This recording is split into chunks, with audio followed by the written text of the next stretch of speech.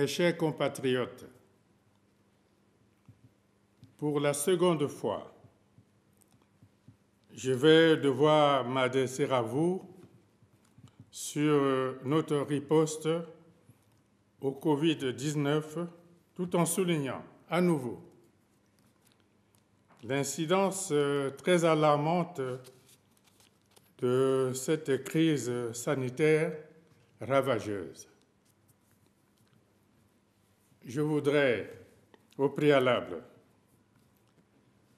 présenter les condoléances de la Nation aux familles endeuillées du fait de cette pandémie et m'incliner devant la mémoire des disparus. Ainsi, je rends également hommage à ceux des personnels de santé qui se sont illustrés avec beaucoup de patriotisme sur les premières lignes de ce combat. Le disant, mes pensées sont tournées vers nos deux médecins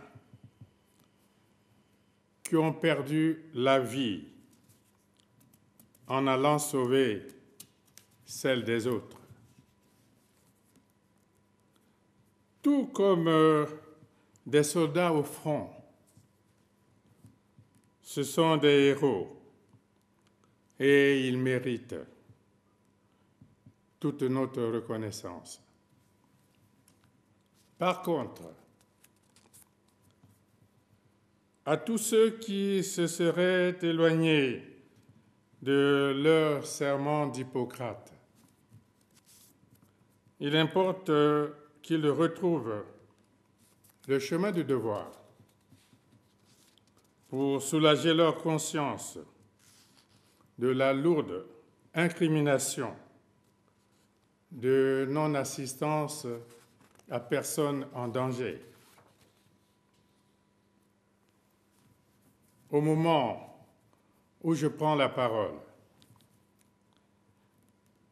les statistiques sources OMS au niveau mondial affichent 2 804 796 personnes contaminées et 193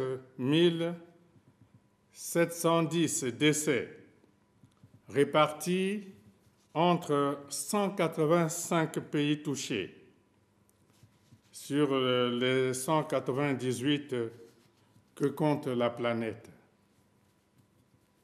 Pour sa part, l'Afrique cumule 30 135 cas de contamination et 1 380 décès. Ces nombres comptabilisent, bien sûr, les 8 décès et les 209 sujets contaminés de la République du Congo, alors que nous étions à 19 cas.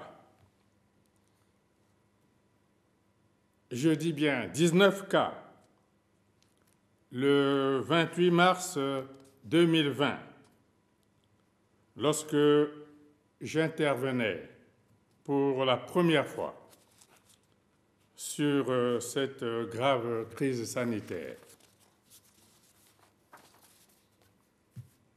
Avec 143 cas à Brazzaville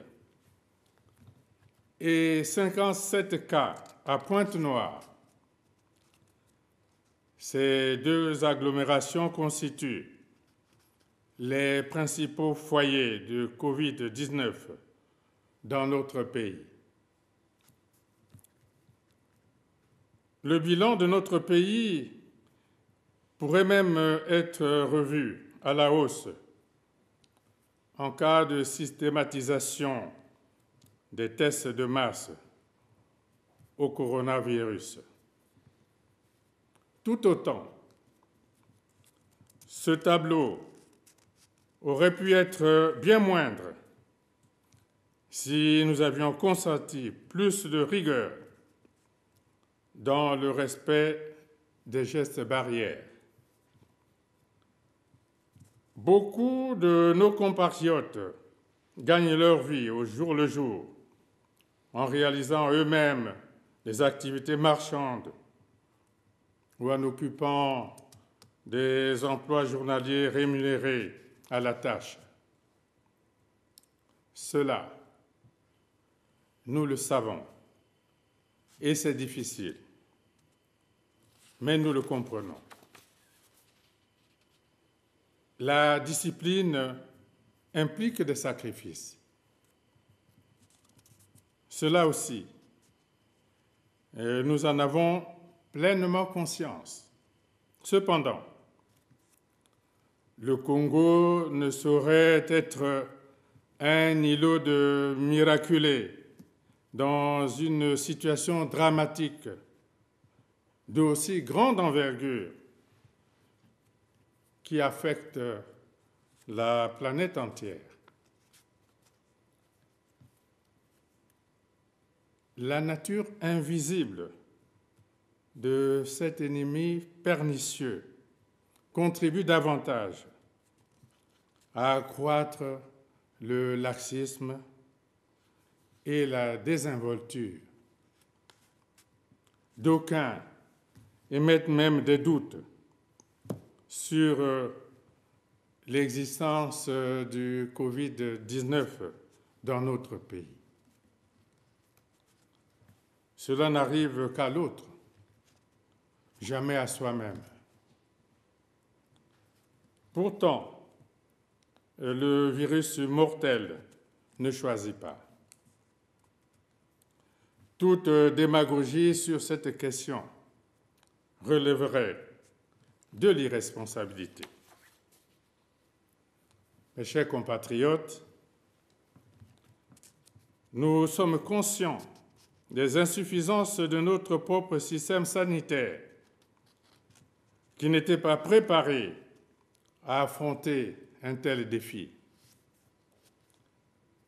Si les pays nantis sont confrontés à d'innombrables difficultés, alors combien de fois le nôtre? À l'heure de ce premier bilan, je n'entends pas non plus occulter ici les graves manquements encore perceptibles au sein de notre société. Dans certains quartiers de nos villes, les jeunes continuent à pratiquer des sports collectifs au mépris des mesures de protection édictées dans le cadre de la lutte contre le Covid-19. Des rassemblements de plus de 50 personnes continuent à être organisés comme en temps normal, dans l'insouciance la plus complète du danger encouru devant le Covid-19. Des désordres inacceptables ont été observés dans les rues et les marchés domaniaux, en particulier les lundis, les mercredis et les vendredis, jours d'ouverture de ces sites. Malgré toutes les entraves, notre stratégie restera basée sur la prévention, car mieux vaut prévenir que guérir. C'est pourquoi je demande à la force publique de veiller scrupuleusement, avec professionnalisme et sans dérapage, à l'application salvatrice du confinement à domicile de l'ensemble des populations, selon les règles déjà en vigueur. J'exhorte les dirigeants politiques et les organisations de la société civile à renforcer la communication de proximité pour l'information et l'encadrement des populations, à l'effet de mieux les prévenir du danger. Sur le plan économique, du fait de cette pandémie, le monde enregistre une hausse historique du chômage devant les pertes massives d'emplois dues à l'ampleur inédite des fermetures d'entreprises. À ce propos, le gouvernement a créé le Fonds national de solidarité sous forme d'un compte spécial de trésor qui est inscrit dans le projet de loi de finances rectificative pour un montant de 100 milliards de francs CFA. Pour amorcer la mobilisation de cette ressource, les contributions de généreux donateurs ont permis de recueillir à ce jour 2 milliards 584 millions 36 000 francs, répartis comme suit. Fonds Covid-19, 1 milliard 124 millions de francs CFA. Fonds national de solidarité, 1 milliard 460 millions 36 000 francs CFA. Tout en remerciant ces derniers, j'invite, malgré la dureté des temps, les uns et les autres, à un plus grand engagement en faveur de cette initiative salutaire, dédiée à la prise en charge des chocs économiques et financiers engendrés par le Covid-19. J'annonce que, pour sa part, l'État vient de faire un apport de 50 milliards de francs CFA au Fonds national de solidarité. Mes chers compatriotes, le tableau ainsi décliné nous impose de consolider notre action contre le Covid-19 afin d'anéantir la chaîne meurtrière de propagation. Aussi, après consultation du comité d'experts, du gouvernement et des présidents des deux chambres du Parlement, j'ai décidé de la prorogation de l'état d'urgence sanitaire, conformément aux dispositions de la loi récemment adoptée à cet effet par le Parlement, c'est-à-dire jusqu'au 10 mai 2020, de la prolongation du confinement à domicile de l'ensemble de la population pour 15 jours, dans les mêmes conditions que celles de la première phase qui s'achève ce 30 avril 2020. De la prolongation du couvre-feu de 20h à 5h du matin sur toute l'étendue du territoire national jusqu'au 10 mai 2020. De la mise en œuvre à grande échelle du test de dépistage au coronavirus, du renforcement des moyens de la riposte clinique et biologique, du port obligatoire du masque pour toute personne présente dans les espaces publics, fermés ou ouverts. À cet effet,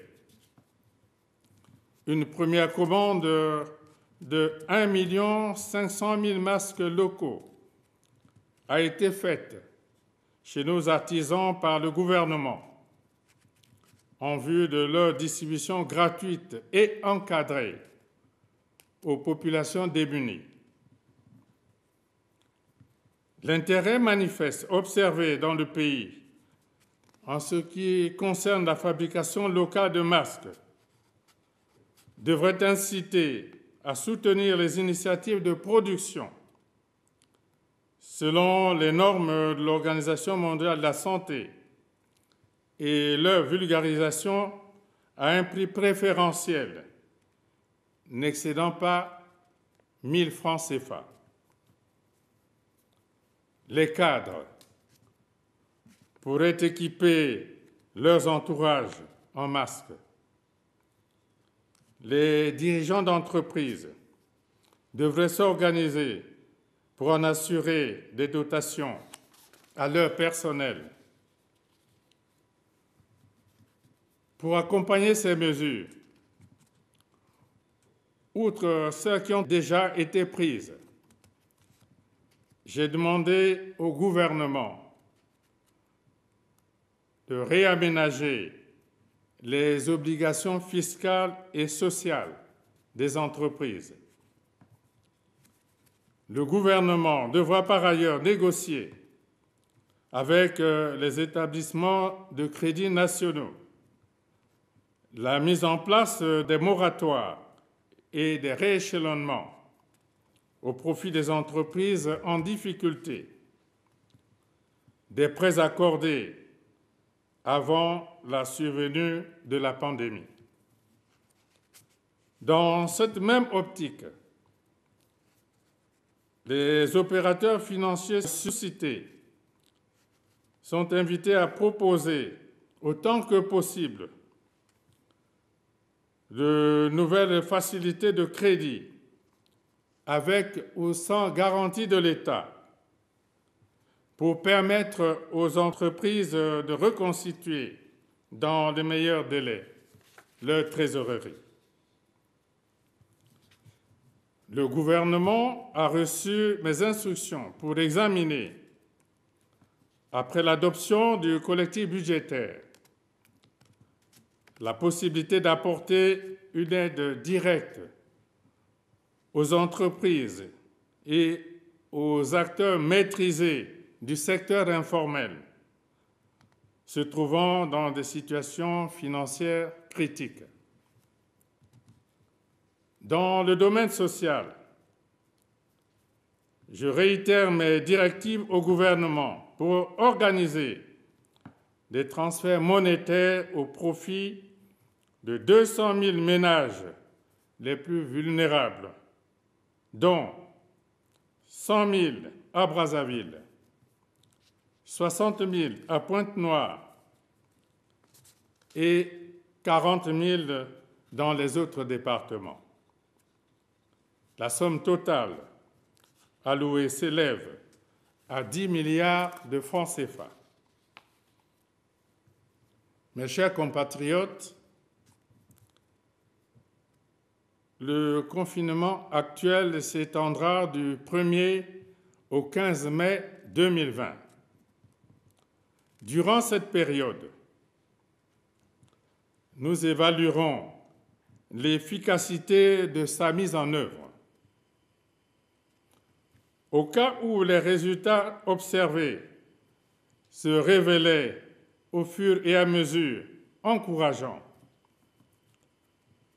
le gouvernement pourrait alors étudier au même moment un plan de déconfinement ordonné, applicable par palier à partir du 16 mai 2020.